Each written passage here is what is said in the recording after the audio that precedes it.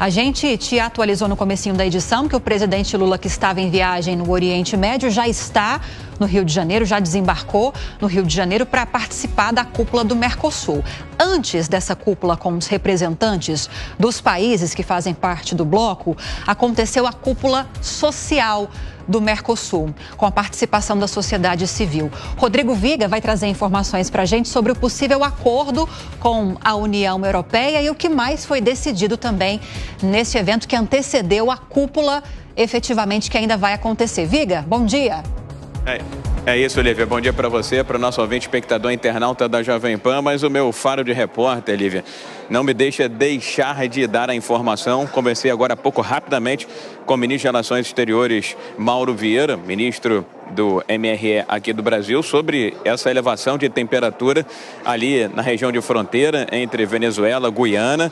Brasil mandando blindados do Exército Nacional para reforçar essa zona de fronteira. E eu perguntei ao ministro rapidamente, Mauro Vieira, viu, Lívia, se ele temia um conflito armado, uma guerra, diante do referendo do plebiscito na Venezuela, de últimas notícias que vêm da Venezuela, dando conta que o presidente Nicolás Maduro mandou, inclusive, já distribuir um novo mapa da Venezuela com essa província de Essequiba e o pedido aí da Guiana para que haja algum tipo de intervenção do Conselho de Segurança da ONU.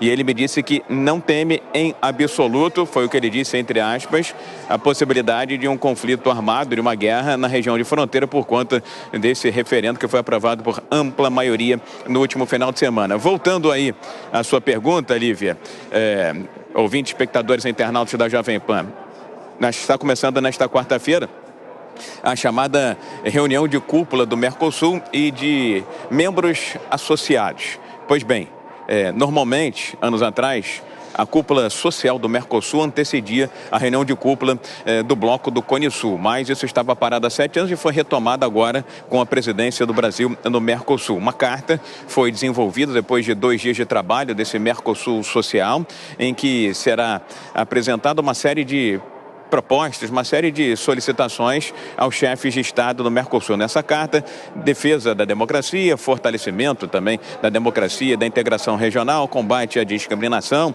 apoio a minorias e indígenas, desenvolvimento sustentável, entre outras demandas, pedidos e solicitações que serão apresentados aí aos chefes de Estado, que começam a se reunir somente nesta quinta-feira. O presidente Lula já está aqui no Rio de Janeiro, vai ter compromissos envolvendo o INPA e também um acordo envolvendo o Banco dos BRICS e o BNDES, e somente nesta quinta-feira é que efetivamente aqui no Museu da Manhã ele vai participar desse encontro envolvendo os países do Cone Sul. E é claro, 2 assuntos principais estão em pauta. O primeiro, esse plebiscito que fala em anexação e incorporação de parte do território da Guiana, cerca de 70% por parte da Venezuela, que foi aprovado por 95% no último final de semana, e o tão falado, badalado há mais de 20 anos, acordo comercial União Europeia, Mercosul, Mercosul, União Europeia.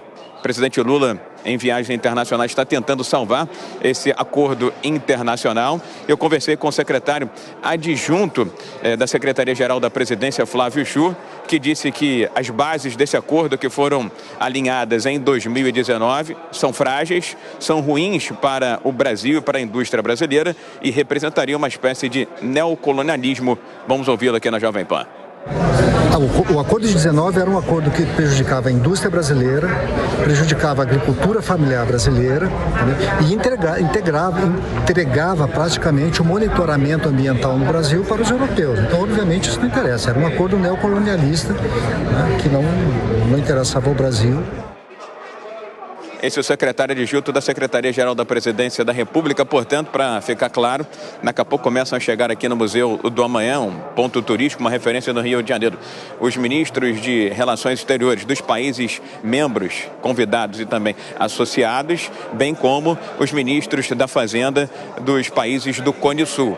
Posteriormente, haverá a reunião do Conselho do Mercosul e, à tarde, uma reunião específica reunindo os ministros de Relações Exteriores dos países do Cone Sul. E, é claro, esses temas todos vão ser tratados, debatidos e discutidos, mas é importante, conversei agora há pouco com o ministro Mauro Vieira, ele disse que apesar do envio desses blindados, da temperatura mais elevada, mais tensa na região de fronteira, ali no norte do país, entre Venezuela e Guiana, não teme em absoluto um conflito armado, uma guerra na região, viu, Lívia? Essa tem sido a posição de integrantes do Itamaraty mesmo, Rodrigo Viga.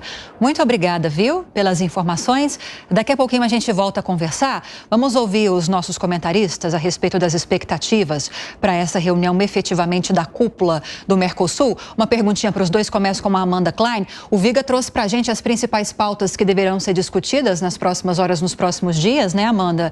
Tensões entre Venezuela e Guiana e também essa perspectiva de acordo entre Mercosul e União Europeia. Será que sai algum tipo de acordo nesses próximos dias, nesse encontro de cúpula? Muito difícil, Lívia. O governo teve praticamente que jogar a toalha, embora o Lula tenha tentado demonstrar algum ânimo depois da sua reunião bilateral com o chanceler alemão Olaf Scholz, que é a favor do encontro. Ele disse que não vai desistir, requentou aquele antigo slogan do governo dizendo que o brasileiro não desiste nunca. Mas tem duas condições, duas dificuldades, pedras no caminho desse acordo Mercosul. A primeira foi expressada por Emmanuel Macron, o presidente francês, quando ele disse que é contrário ao acordo, que é um acordo antiquado, que não reflete mais a realidade, a conjuntura econômica e de desenvolvimento dos países, né? Que é um reflexo também do protecionismo francês e de uma série de dificuldades que ele tem ali com o setor de agropecuária francês. E, por outro lado, você tem a troca da presidência na Argentina, que, aliás, é uma justificativa que o próprio presidente Lula tem usado. O Alberto Fernandes não se interessa mais por esse acordo, porque ele também não quer dar de presente de lambuja para o Milei. E o Milei, que antes era uma figura contrária ao acordo Mercosul-União Europeia, pode até ser que seja uma figura com quem se possa trabalhar a favor da conclusão desse acordo, mas num outro momento. O problema é que a conjuntura era muito propícia para o fechamento, porque você tinha, ao mesmo tempo, a Espanha na presidência rotativa da União Europeia, que era favorável ao acordo, Mercosul-União Europeia, e o Brasil também favorável ao acordo. No ano que vem, você já vai ter uma outra conjuntura, acho que é a Bélgica, salvo engano, que assume essa presidência rotativa da UE, e teremos o Paraguai, que também não tem esse acordo como prioridade. Então, talvez esse cenário, essa conjuntura extremamente favorável, simplesmente desmonte. Então, dificilmente sairá alguma coisa dessa cúpula. O Milei assume no dia 10, o encontro amanhã, dia 7, então não tem sentido. E também, depois das dificuldades impostas pela União Europeia, talvez o Lula tenha que agir agora mais como uma figura de bastidor, falando, tanto pressionando o Milei, por exemplo, como pressionando o Paraguai para que haja um avanço nas negociações. E ainda há, na própria base do Lula, várias resistências dos grupos sindicais e de alguns grupos sociais da indústria que acham que o acordo pode ser prejudicial ao Brasil. Muito bem, bom, vamos lá. Esse é um acordo que não agrada ninguém, né? A gente tem... O PT sempre foi contra esse acordo, então não me surpreende que nessas conversas do Lula com Macron o acordo tenha desandado de vez. Não vai sair, tá? Porque também ele desagrada o agro, veja só, né? Que é, vamos dizer assim, sempre criticado, né, pelo governo, pelo atual governo. Então é um acordo que, de fato, não agrada. Esses acordos genéricos de bloco, entre blocos, eles exatamente estão superados, né? Nós vivemos um novo momento econômico, um novo momento geopolítico. Países estão voltando a adotar práticas protecionistas para proteger suas economias, porque, em determinado momento, esse processo de globalização começou a, vamos dizer assim, ter efeitos negativos em vários países. Então é natural, é um processo de reacomodação. Não quer dizer que se tenha de jogar fora o Mercosul, né, como alguns defendem. O Mercosul, por exemplo, ele é muito útil aos seus integrantes. Também não deve ser muito ampliado, não. O Mercosul tem um objetivo original, que era justamente você melhorar a circulação de pessoas, o comércio e os serviços entre os países do Cone Sul, e isso deve ser mantido. Quando você começa a expandir, quer trazer Venezuela, Bolívia, você começa a prejudicar esse acordo, porque você tem economias que são muito díspares, né? E qualquer tipo de acordo deve buscar complementaridades. Eu sugeriria ao governo que apostasse, por exemplo, em determinados setores. O setor do álcool, do etanol, dos combustíveis de matriz renovável, ele é um setor, por exemplo, que tem muita expansão na região, aqui em toda a América do Sul. Por que a gente não faz um esforço para expandir a tecnologia e melhorar essa viabilidade regional, o que naturalmente é um ativo diplomático também fantástico para o Brasil?